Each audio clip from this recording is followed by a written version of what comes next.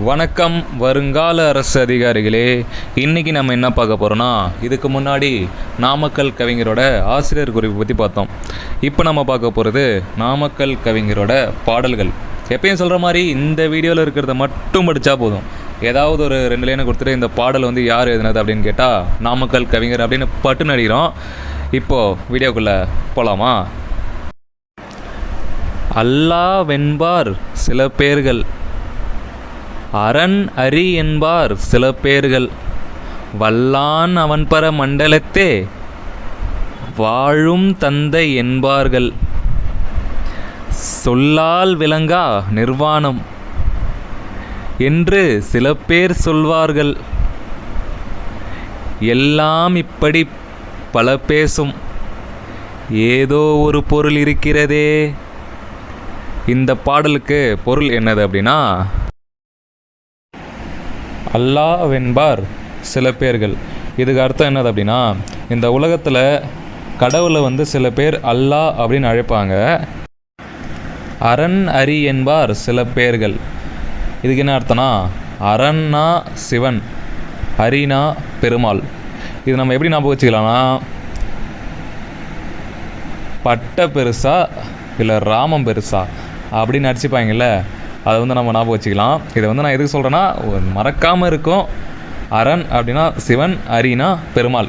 இதை இந்த ஒரு வேர்டை கொடுத்துட்டு கேட்டாலும் கேட்கலாம், இல்லைன்னா இந்த ஒரு லைனை கொடுத்துட்டு எந்த பாட்டில் வருது, யார் பாட்டில் வருது அப்படின்னு கேட்டாலும் கேட்கலாம். அதனால் நான் ஒரு ஞாபகம் வச்சுக்கிறதுக்காக அப்படி சொல்கிறேன்.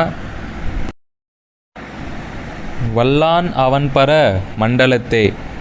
இதுக்கு என்ன அர்த்தம்னா, வல்லான் அவன் பர மண்டலத்தே, பரம மண்டலம் அப்படின்னா பரமபிதா, அதாவது இயேசுநாதர்.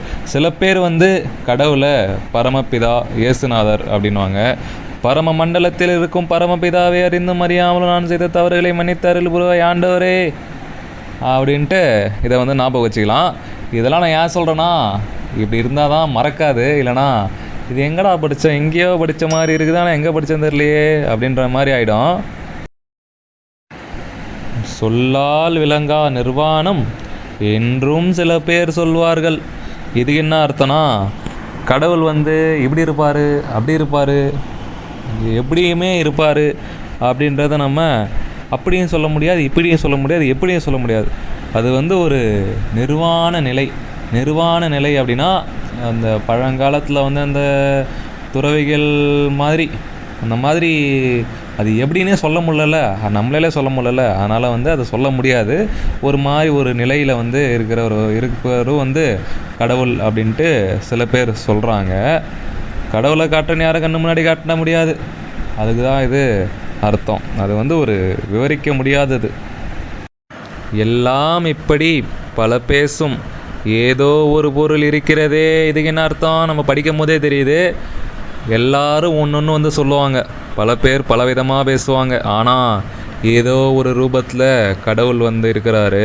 அதுக்கு தான் இந்த வரிக்கே அதுதான் அர்த்தம். நம்ம முருகர் பாட்டு கூட இருக்கும்ல, கற்பனை என்றாலும் கற்சிலை என்றாலும் கந்தனே உனை மறவே. என்ன சொல்கிறாங்க, நீ எந்த வடிவில் இருந்தாலும் நான் ஒன்றை தான் வணங்குவோம். அதே மாதிரி கடவுள் எந்த ரூபத்தில் இருந்தாலும் கடவுளை நம்ம மனசார வணங்கணும். அதுதான் இந்த பாடல் மூலமாக நம்ம நாமக்கல் கவிஞர் சொல்ல வராரு.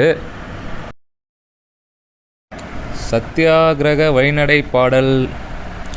கத்தியின்றி இரத்தமின்றி யுத்தமொன்று வருகுது, சத்தியத்தின் நித்தியத்தை நம்பும் யாரும் சேருவீர், கண்டதில்லை கேட்டதில்லை சண்டை இந்த மாதிரி, பண்டு செய்த புண்ணியந்தான் பலித்ததே நாம் பார்த்திட. இந்த பாடல்ல இருந்து நாமக்கல் கவிஞர் என்ன சொல்ல வராரு அப்படின்றத பார்த்துருவோமா? கத்தியின்றி இரத்தமின்றி யுத்தம் ஒன்று வருகுது. இதுலேருந்து கவிஞர் என்ன சொல்ல வரார் அப்படின்னா, இந்த உலகத்தில் போர் அப்படின்றது ஒன்று நடந்தால் கத்தி இல்லாமல் ரத்தம் சிந்தாமல் நடக்காது. ஆனால் இப்போ நடக்கிற போர் கத்தியும் இல்லாமல் ரத்தமும் இல்லாமல் நடக்கிற போர். அது என்ன போர் அப்படின்னா, அகிம்சை போர். இந்த அகிம்சை போர் வந்து கத்தியும் இல்லாமல் ரத்தமும் சிந்தாமல் அமைதியான வழியில் நடக்குது. அதை தான் வந்து இந்த கவிஞர் சொல்கிறாரு. சத்தியத்தை நித்தியத்தை நம்பும் யாரும் சேருவீர். இதில் என்ன சொல்கிறாரு அப்படின்னா, சத்தியம் அப்படின்னா நியாயம் தர்மம், நித்தியம்னா நிலைத்து நிற்கிறது. சத்தியத்தையும் நித்தியத்தையும் நம்புகிற யாரும் எங்கள் கூட வந்து இந்த அகிம்சை போரில் சேரலாம்.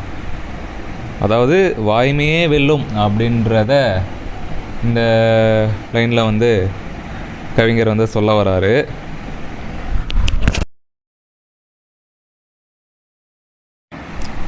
கண்டதில்லை கேட்டதில்லை சண்டை இந்த மாதிரி. இந்த லைனை வந்து படிக்கும் போதே புரியும், இதுக்கு முன்னாடி இந்த மாதிரி சண்டை வந்து எங்கேயுமே நடந்ததில்லை. இதுக்கு முன்னாடி நடந்தது எல்லாமே வந்து ஆயுதத்தால், அதாவது துப்பாக்கியால், கத்தியால், எதாலேயோ எந்த ஆயுதத்தாலேயோ சண்டை நடக்கும். ஆனால் இப்போ நடக்கிறது வந்து ஆயுதமே இல்லாமல் அகிம்சையால் நடக்கிற சண்டை அப்படின்றத சொல்ல வராரு. பண்டு செய்த புண்ணியந்தான் பலித்ததே நாம் பார்த்திட. இதுலேருந்து என்ன சொல்ல வராரு? பண்டு செய்த புண்ணியந்தான், பண்டு அப்படின்னா நம்ம முன்னோர்கள் செஞ்ச புண்ணியந்தான் பலித்ததே நாம் பார்த்திட. அதாவது நம்ம பார்க்கறதுக்கு வந்து பலிச்சிருக்கு. இப்படி ஒரு போரா, வரலாற்றில் இப்படி ஒரு அகிம்சை போரா, இதுக்கு முன்னாடி இப்படி ஒரு போர் நடந்ததே இல்லையே, நம்ம தான் இப்படி ஒரு போரை வந்து பார்க்குறோமா அப்படின்னு நம்மளே ஒரு ஆச்சரியப்படுற மாதிரி அப்படி ஒரு போரை வந்து பார்க்குறதுக்கு நமக்கு வந்து பளிச்சிருக்கான். அதாவது கனவுல நடக்கிறது வந்து பழிக்கும்ல, அந்த மாதிரி வந்து பளிச்சிருக்கான் அப்படின்றத புலவர் வந்து சொல்ல வராரு. இன்னும் நிறைய பாடல் வந்து இருக்குது, அதை வந்து இப்போதைக்கு முடிக்க முடியாது போல். அதனால் நம்ம வந்து இந்த வீடியோ இதோட முடிச்சுட்டு பார்ட் 2ல் வந்து இன்னும் பாடல் வந்து பார்க்கலாம். மீண்டும் சந்திக்கும் வரை நன்றி, வணக்கம்.